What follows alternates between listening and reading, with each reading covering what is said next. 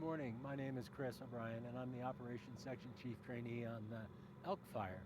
This morning we're reporting the Elk Fire at 7,257 acres, and it's staying within its containment lines you see on the map currently. Starting over in Division Juliet and Mike, those are unstaffed. The fire's out in the wilderness. It's in adverse terrain for the firefighters, which means that it's really steep, it's difficult to access, it's deep in the fire, and there's no trails, roads that really bring us into that area in a way that we can move in and out of there fairly quickly. Also, the fire is doing some really great work on the landscape. It's doing exactly what we need it to do. It's low intensity and it's burning through the heavier fuels, the dead and down, and just consuming that, making the forest a healthier place for the future. So we're monitoring that. We know that you'll see smoke and occasionally some flame out there throughout the day and into the evening. That's okay, as long as it's within our fire footprint. It's doing exactly what we want it to do. Please don't panic. If the fire does ever move outside of our containment lines, though, please call 911. That's how we can get the firefighters moving that direction quickly, and we'll take the necessary action to make sure that we can contain and control and ultimately put that spot fire out.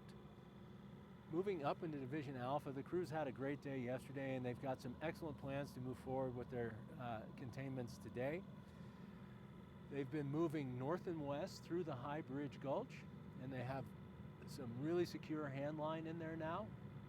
Likewise, they've advanced their hand line south of DP 28 over to DP 30 down into the 149 corridor, which helps to kind of lock the fire off from the communities that are north and east of Division Alpha.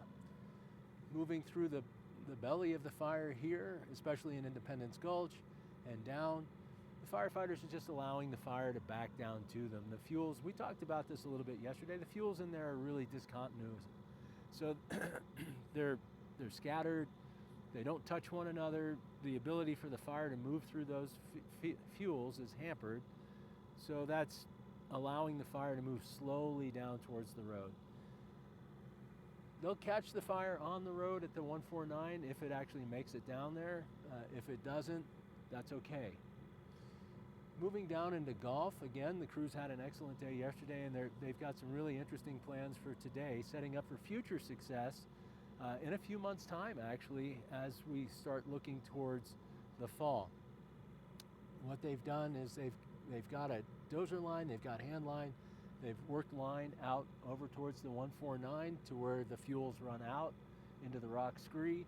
So they feel pretty confident that we've got a nice containment line here that locks off Lake City, Elk, and San Juan neighborhoods. Today they're going to come out and they're going to start looking at the Lindner Trail, and they're also going to be looking at the Crystal Lake Trail.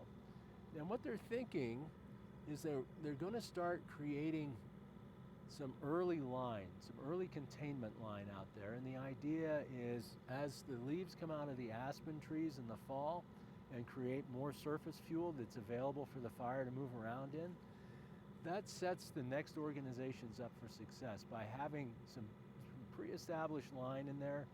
It's not going to be hard line, it's not going to be scraped to ground, but they're going to start preparing that line.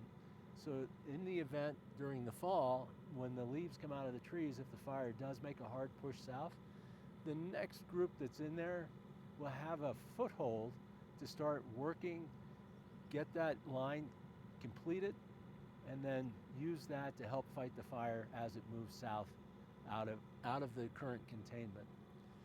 Down in Lake City, you'll notice that our structure group is still there, although they're smaller than they have been. Again, we're moving into a transition right now, so the firefighters from this fire that have been here for the last 2 weeks, or our part of the fire that have been here for the last 2 weeks, they're going to be going home, and we've got 2 new organizations coming in, one here on the Elk, one over on the Gold Mountain, and they'll be taking over.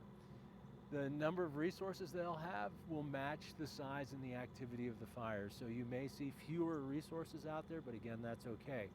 Given the current activity of the fire, they're balancing the needs of the organization to the needs of the fire.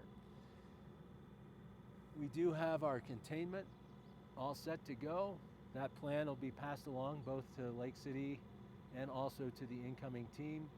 Our structure protection plan is being passed along to Lake City and the incoming team.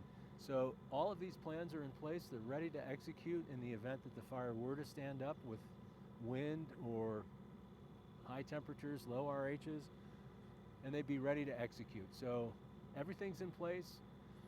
We want to prepare for the future, and we just want to make sure that when we leave here, we can walk away from this knowing that we've kept everybody safe, we've kept our firefighters safe, and the fire has stayed where we want it to stay.